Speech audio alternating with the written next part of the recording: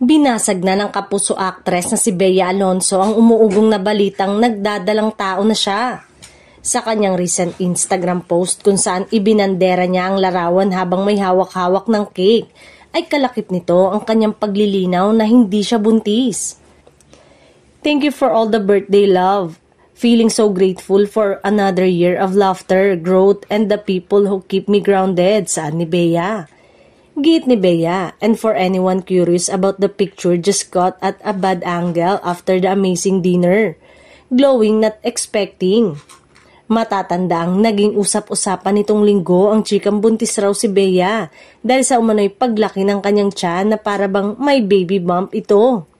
Nagmula ang chika sa ginanap na surprise birthday celebration ng mga kasamahan niya sa bahay para sa kanya.